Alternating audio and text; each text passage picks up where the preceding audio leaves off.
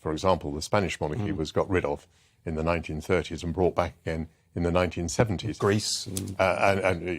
Indeed. So I think the royal family will be acutely aware of this. There have been hints that the king is interested in reducing the number of residences, that he does have a mind to the amount of public money that is involved.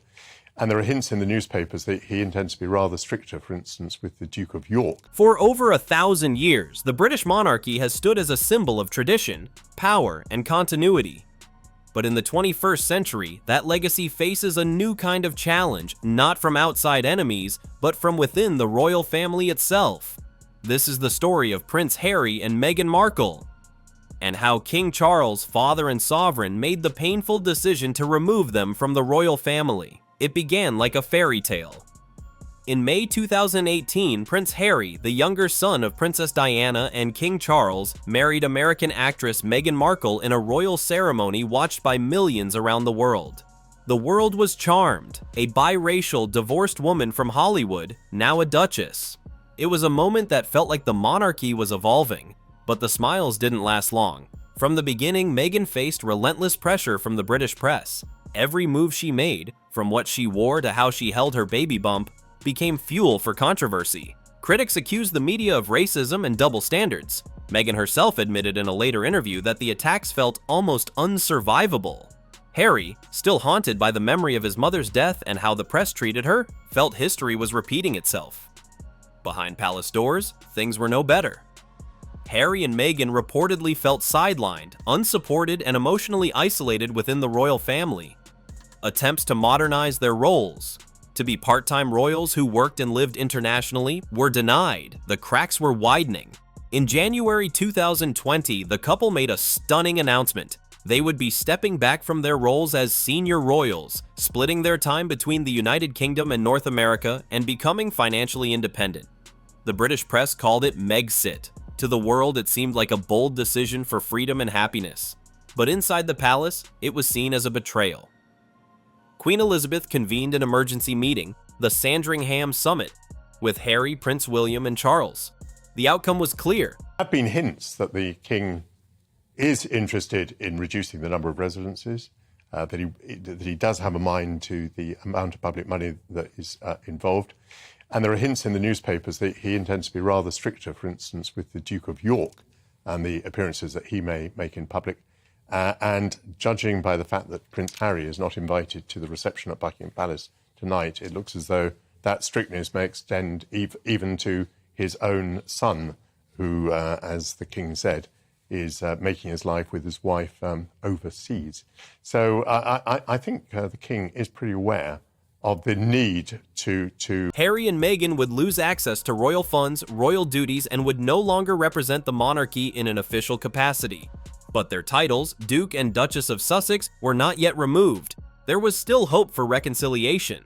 Or so it seemed. In March 2021, Harry and Meghan sat down with Oprah Winfrey in what would become one of the most explosive royal interviews in modern history. There were concerns and conversations about how dark his skin might be when he's born. My biggest concern was history repeating itself.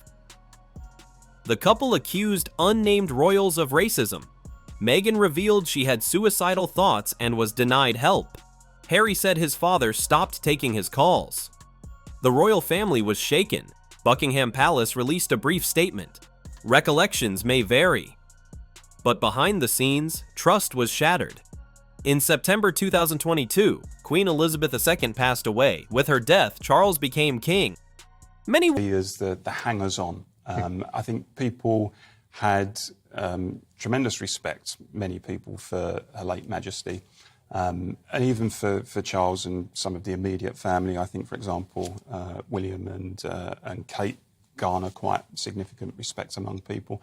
I think when they look at the fact that there are a number of people beyond that who seemingly are on the payroll and live very lavish lifestyles, I think that's where... Wondered whether the new king would extend an olive branch to his youngest son. Perhaps with time, wounds could heal. But instead, the distance grew. In 2023, King Charles began quietly taking action. Harry and Meghan's names were removed from official royal websites. Their UK residence, Frogmore Cottage, was taken back. They were stripped of royal patronages and ceremonial roles. And while they retained the titles Duke and Duchess of Sussex, they were no longer allowed to use His or Her Royal Highness in any capacity. Then came another blow. In 2023, Harry released his memoir, Spare, filled with personal stories, royal secrets, and emotional confessions. He described fights with his brother William, deep pain from his childhood, and a cold, distant relationship with his father. For King Charles, the book was the final straw. No longer was Harry just stepping back. He was attacking the monarchy from the outside. Treating these people with respect, should they be playing such a central role? I mean, clearly the Duke of York and Harry and Meghan are now playing very much a backseat role. But examples like that, where people do nothing to enhance the image of the monarchy or the standing of the monarchy, I think lends itself to the argument that it should be much more streamlined. But there's another debate, isn't there, which says, well, OK, if you're going to be a constitutional monarchy and if you're going to have a monarch, you might as well go full on. You might as well do the whole thing. You might as well be As monarch, King Charles has a duty to protect the institution. The crown must survive above all else. By cutting Harry and Meghan off, he sent a signal, not just to his family, but to the world. Personal grievances will not come before royal duty. Some call it justice, others call it heartless. This wasn't just a family issue. It was about preserving the monarchy's image, its function, and its future.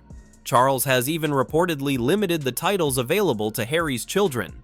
Prince Archie and Princess Lilibet were not given prominent royal status or security. Today, Harry and Meghan live in Montecito, California. They've signed deals with Netflix, Spotify, and published books. They run their own foundation, Archewell. They appear to be free, financially, emotionally, and creatively, but they are no longer royals in the traditional sense. Their relationship with the UK and the royal family remains cold, distant, and broken. Family dinners are missed. Royal celebrations go on without them, and behind the palace walls, King Charles rules, with or without his youngest son. Some say time will mend the wounds. That blood runs deeper than duty. Others believe the damage is too deep. Too many words spoken. Too many secrets revealed. Some say time will mend the wounds. That blood runs deeper than duty. Others believe the damage is too deep. Too many words spoken. Too many secrets revealed. This is more than a family feud. It is the unraveling of a royal legacy, played out in public in books and interviews and across oceans. Harry and Meghan chose freedom. King Charles chose the crown. And so the family is divided, perhaps forever. The monarchy endures, but the cost? A father lost a son lost a kingdom, and the world lost the fairy tale.